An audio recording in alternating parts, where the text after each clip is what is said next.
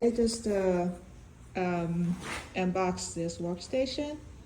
I guess it's very easy to assemble the overall parts, especially the screw. Mostly I just use the tools that they provide, as it's very easy to screw in.